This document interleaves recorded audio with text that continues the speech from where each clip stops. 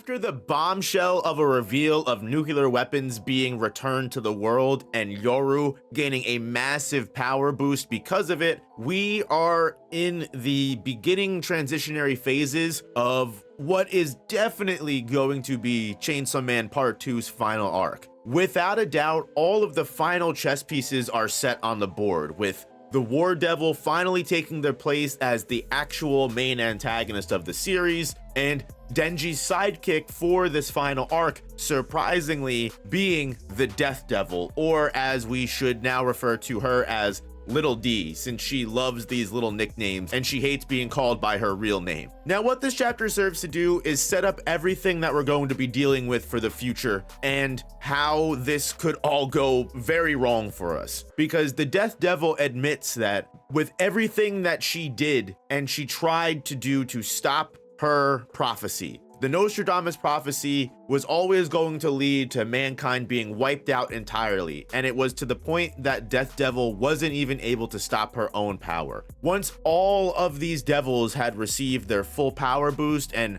released nothing but war, famine, and control onto the world, it's very clear that Death would have awakened to her true ability and ceased all life as we know it. However, with Death's constant meddling, it seems to be the case that she has changed the future. However, instead of making a better future for everyone, she has actually created a world where things are going to be so much worse than they ever could have been if they had all just, ended at once. Because we find out that Yoru and Asa, or mostly Yoru, Asa's most likely trapped inside of her body still, are not only killing as many devil hunters across the world as they can, Yoru is also amassing an army of devils. As she even mentioned to Denji earlier, she knew that a lot of high-level devils, some of the most powerful devils in the world, would continue to spring out as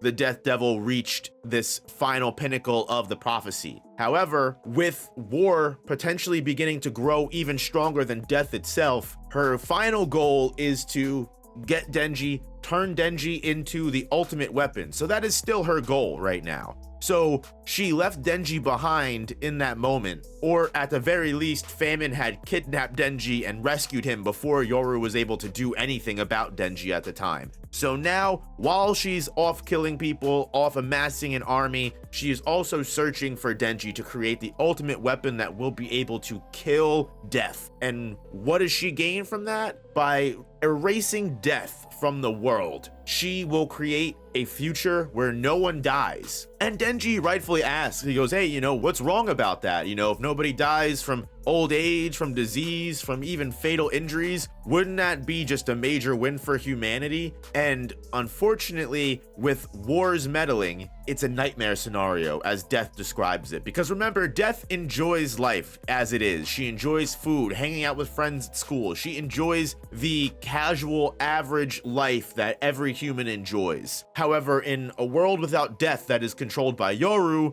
that is a completely unattainable dream, simply because with her army of devils and with her control over the world, with the amount of power she'll hold, she can potentially start, as Death refers to it, as a never-ending World War II.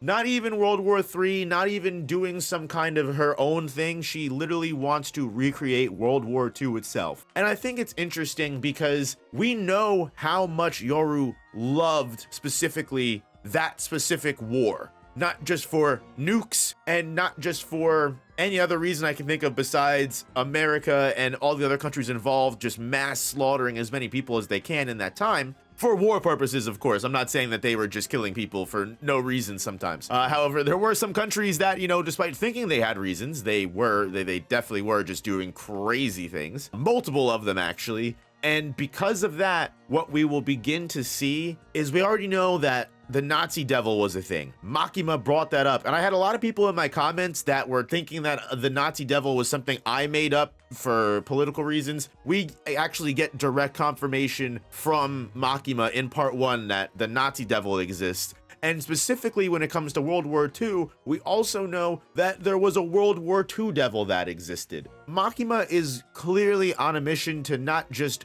bring back those devils, but potentially many more. The fact that she remembered nukes reminded her that there are even more dangerous powers out there that could potentially be brought back if she doesn't have to rely on making Chainsaw Man puke them up. Because remember, that was always her main goal from the beginning, to have Chainsaw Man puke up the children that she so craved for her ultimate power. If she doesn't need Denji anymore, realistically, the only thing she needs him for that is to slaughter death and actually full-on create this eternal war that will be just paradise for her and her alone. This video is sponsored by GamerSupps, the ultimate energy and focus formula. GamerSupps is an awesome drink made up of a bunch of vitamins like vitamin C, vitamin D3, B6, B12, and vitamin H. All super good for you and your health, so it's not one of those awful sugar-filled concoctions that's gonna make you crash after drinking it. If you're still skeptical about it, go check out the link and use my code anyway. They are more than willing to send you some free samples and give you a chance to try their product for free. Use my code NOOP now for 10% off, and thank you GamerSupps for sponsoring the channel. Now,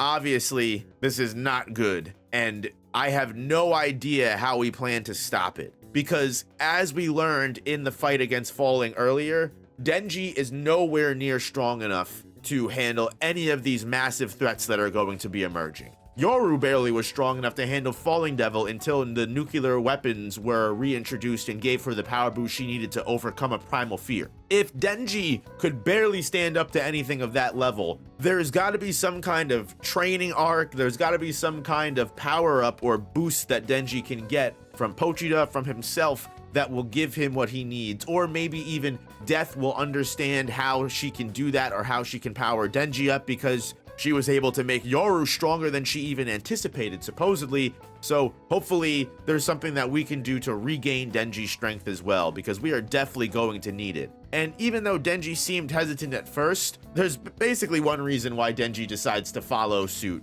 Because we find out that the Sword Devil, one of the weapon devils, is actually a part of this whole plan with Death. That's an interesting development here. Everyone was wondering where the weapon devils went. Everyone was wondering what role they were going to play in all of this. And it's potentially possible that maybe they were keyed in on this plan way before Denji was. Or if not, there's also the possibility that Death was able to get them in on the plan. In the meantime, all of this was going on. We don't know, and we're definitely going to need to find out later on in these chapters. But I love the idea that Fujimoto is finally giving us some of these answers to questions that a lot of people have had throughout everything. The way that some of these chapters progress, it seems like Fujimoto may have forgotten everything, but with the way that everything is gearing up, it's potentially possible that a lot of the ideas and things that people have been bringing up that have been wondering why they haven't happened yet, or why characters haven't shown up yet, maybe this is the time for all of this to happen. But the chapter ends off, of course, on one of the most Denji Chainsaw Man things you possibly could have, which is the Sword Devil thinks that by Death Devil revealing her open, belly to him, which shows that she's already tried to die and it's impossible for her to die without Chainsaw Man's power. Instead of the actual open, stomach and proof that Death can't die being what, gets Denji on their side, obviously it's the simple fact that she's showing him her panties right now, without a doubt. At least Denji's consistent of all things. Every single time Denji gets a chuckle out of me, it reminds me of why I love this series so much. So who knows what the heck we're going to do from here? Again, I think the odds are very heavily stacked against us, but I'm sure with the way that things have been weaving into what seems to be almost what could be either a masterpiece of a finale or a complete ball drop, I am more than willing to wait and see what Fujimoto is going to be cooking. Because if the last couple of chapters has been any kind of proof of it, it's that maybe he has always known where to take this story, and we're just impatient and undeserving of his beautiful writing. Anyway, guys, you guys already know I will be here every single Chainsaw Man chapter, waiting to see what goes on with War, what goes on with Little D, and of course, our main man, Denji. So hit that like button if you enjoyed this chapter review, and guys, if you don't want to miss any future chapter reviews or even just Chainsaw Man discussions like the stream I did with DJ Miles earlier this week, check out and subscribe to the channel, and I will see you guys in the next one. Peace.